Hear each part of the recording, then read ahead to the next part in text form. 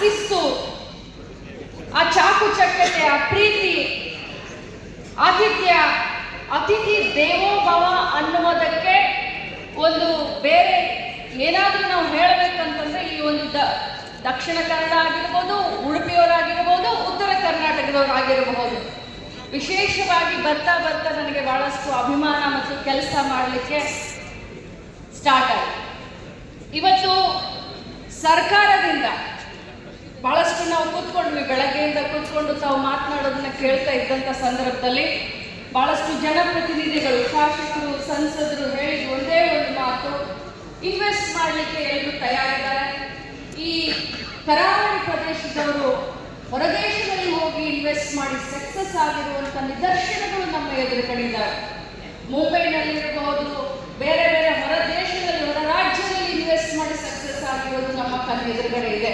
ಆದರೆ ಇವತ್ತು ತಮ್ಮ ಸ್ವಂತ ಜನ್ಮಭೂಮಿಯಲ್ಲಿ ಕೂಡ ಇನ್ವೆಸ್ಟ್ ಮಾಡಲಿಕ್ಕೆ ಅವರೆಲ್ಲ ತಯಾರಾಗಿದ್ದಾರೆ.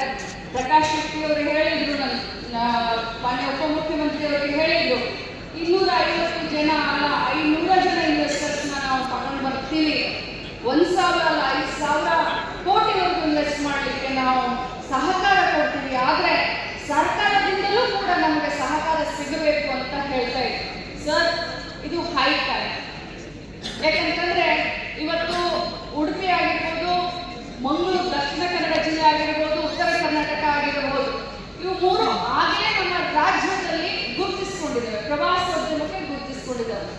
ಇವರ ಸಂಸ್ಕೃತಿ ಇರಬಹುದು, ಇವರ ಭಾಷೆ ಇರಬಹುದು, ಇವರ ಕಲ್ಚರ್ ಇರಬಹುದು, ದೇವಸ್ಥಾನಗಳಿರಬಹುದು, ಬೇರೆ ಬೇರೆ ಒಂದು ಇದರಲ್ಲೂ ಕೂಡ ಇವರು ತಮ್ಮನ್ನ ತಾವು ಗುರುತಿಸಿಕೊಂಡಿದ್ದಾರೆ. ಬೇರೆ ಜಿಲ್ಲೆಗಳಿಗೆ ನಾವು ಕಂಪೇರ್ ಮಾಡಿದ್ದೀವಿ, ಬಾಗಲಕೋಟೆ ಇರ್ಬೋದು, ಬಿಜಾಪುರ ಇರ್ಬೋದು, ಮತ್ತೊಂದು ಜಿಲ್ಲೆ ಇರ್ಬೋದು, ಬೆಳಗಾವಿ ಇರ್ಬೋದು. ಬಟ್ ಈ ಮೂರು ಜಿಲ್ಲೆಗಳಿಗೆ ಸ್ಪೆಷಲಿ ಉತ್ತರ ಕರ್ನಾಟಕದಿಂದ ಬಹಳಷ್ಟು ಜನ ಬರ್ತಾರೆ. ಸ್ಪೆಷಲಿ ವಿದ್ಯಾಭ್ಯಾಸಕ್ಕೆ ಬರ್ತಾರೆ, ದೇವಸ್ಥಾನಗಳಿಗೆ ಬರ್ತಾರೆ.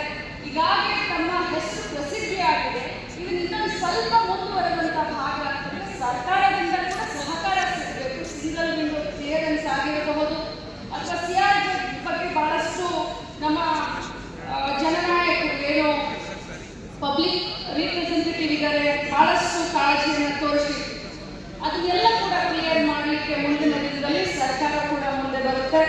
ಸ್ಪೆಷಲಿ ನಾನು ಉಪಮುಖ್ಯಮಂತ್ರಿಗಳಿಗೆ ಹೇಳಲಿಕ್ಕೆ ಬಯಸ್ತೇನೆ, ಸರ್, ತಾವು ತಮ್ಮ ಭಾಷಣವನ್ನು ಶುರು ಮಾಡಿದಾಗ ಒಂದು ಮಾತು ಹೇಳಿದ್ರಿ, ಅಧಿಕಾರ ಶಾಶ್ವತ ಅಲ್ಲ, ಅಧಿಕಾರ ಇದ್ದಂಥ ಸಂದರ್ಭದಲ್ಲಿ ನಾವು ಸಾಕ್ಷಿಗೆ ಶಾಶ್ವತವಾದಂಥ ಕೆಲಸವನ್ನು ಮಾಡಬೇಕು ಅಂತ ತಾವು ಹೇಳಿದ್ರಿ.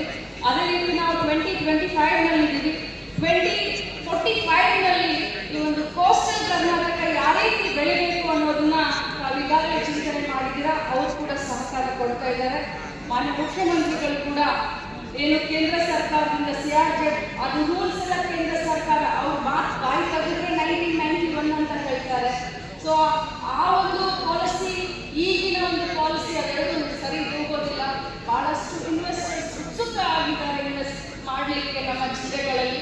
ಪ್ರವಾಸೋದ್ಯಮ ಇರ್ಬೋದು, ವೆಲ್ನೆಸ್ ಸೆಂಟರ್ಗಳಿರ್ಬೋದು, ವಿದ್ಯಾಸಂಸ್ಥೆಗಳಿರ್ಬೋದು, ಅಲ್ಲಿ ಅವರಿಗೆ ಅನುಕೂಲ ಆಗುವಂಥ ವಾತಾವರಣ ಮತ್ತು ಕಾನೂನಿನ ಸರಳೀಕರಣ